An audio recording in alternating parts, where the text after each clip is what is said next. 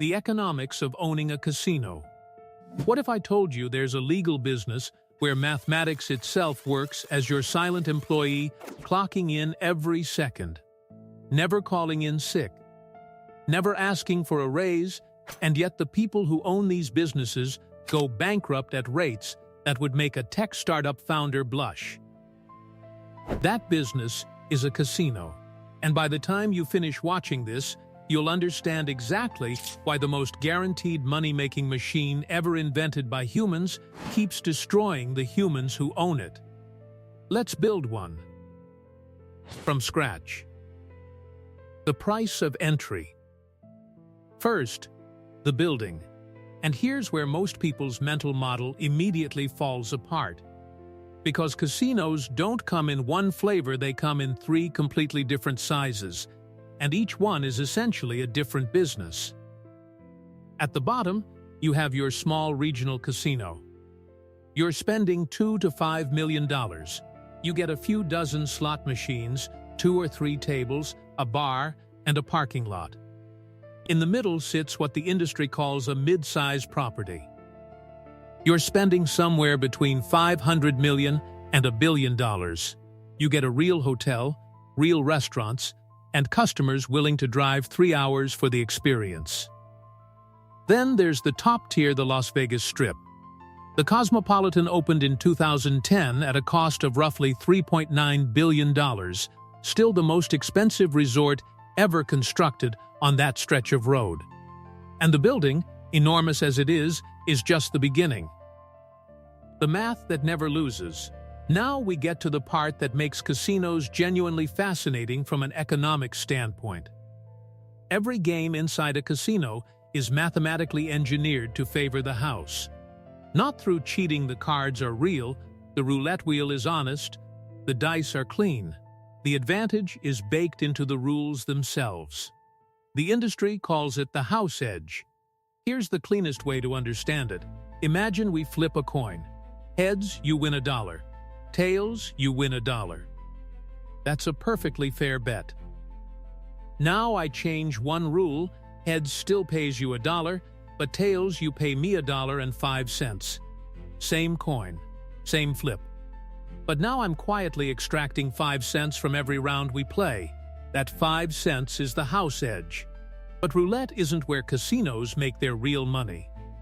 Slot machines are. They run a house edge of 5 to 15%, and here's the detail that genuinely breaks people's intuition. The cheaper the machine, the higher the edge. Penny slots, the ones you see grandmothers feeding coins into all afternoon, that grandmother is statistically the most profitable customer in the entire building. She's generating 30 times more edge per dollar than a millionaire at a high-limit blackjack table, where the house advantage can drop to 0.5%. That's why when you walk into any major Las Vegas casino, the floor is dominated by slot machines. In 2024, slots alone generated $4.9 billion on the Strip, more than every table game combined. If you're getting value from this breakdown, hit subscribe. I cover the economics behind industries most people never think to examine. The architecture of extraction. The math is the foundation. The building is the delivery mechanism. You've probably noticed that casinos have no windows, no clocks. The carpet patterns are deliberately disorienting, designed to pull your eyes upward toward the machines, away from the exits. The path from any table to the door routes you through additional rows of slots. None of this is accidental. The industry has a formal term for it: engineered immersion.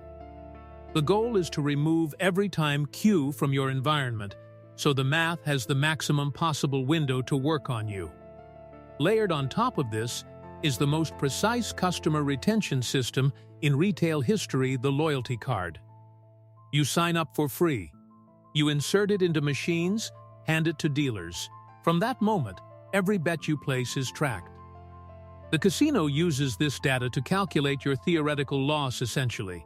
They then return 5 to 10% of that number to you in the form of free meals, free hotel rooms, free drinks. In 2024, Las Vegas Strip casinos gave back $4.4 billion in these comps. They didn't lose that money. Every comp is a calculated investment to extend the amount of time you stay inside the building. At the very top of this system sit the whales, the roughly 0.1% of customers who account for over 25% of total casino revenue. For these players, casinos will dispatch private jets, offer penthouse suites, send personal chefs. Spending $500,000 to host a single whale for a weekend is a rational business decision when their expected losses exceed $10 million. Why the owners still go broke? So with guaranteed mathematical advantage, billions in revenue, and customers literally engineered to lose, why do casino operators fail? Because the math only protects the top line. A typical strip casino keeps 25 to 33 cents of every revenue dollar after expenses. A third of revenue disappears into payroll. Major properties employ between 3,000 and 8,000 people. Then come taxes. Nevada charges 6.75% of gaming revenue, which is the friendly option. The other killer is product-market mismatch. A $2.4 billion Atlantic City property opened in 2012, specifically targeting Wall Street executives, banned smoking. Removed the buffet, eliminated the loyalty program, the high-end clientele never showed. The core casino audience had been deliberately pushed away. 2 years later, the building sold for $82 million. 3 cents on the dollar. What you actually make. Run a small regional property right, and you're looking at roughly $2 million in annual profit on a $5 million investment. 3-year payback.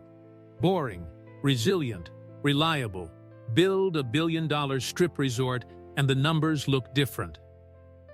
Annual revenue around $900 million, and here's what most people miss. Only about a third of that comes from gambling. The other 2/3 is hotel rooms, restaurants, concerts, conventions. A modern Las Vegas resort is barely a casino. It's a full hospitality business that uses gambling as the loss leader to fill the building. Net profit after everything, roughly $250 to $300 million per year. 4-year payback on a $1 billion investment. Survive long enough, and the rewards can be extraordinary. One prominent operator who started buying properties in 1988 had accumulated a fortune exceeding $35 billion by the time of his death in 2021. The paradox at the center. Here's the strange economic reality of this industry. Casinos have the most reliable revenue mechanism in business. A bakery doesn't know how many croissants it will sell tomorrow. A casino can predict within a few percentage points exactly how much its floor will hold this year. The math is that consistent. And yet, casino operators fail at rates that would embarrass a typical entrepreneur. Because the math only guarantees the top line. Everything below it, the debt structure, the operating costs, the regulatory environment, the product market fit, the timing is completely unguaranteed.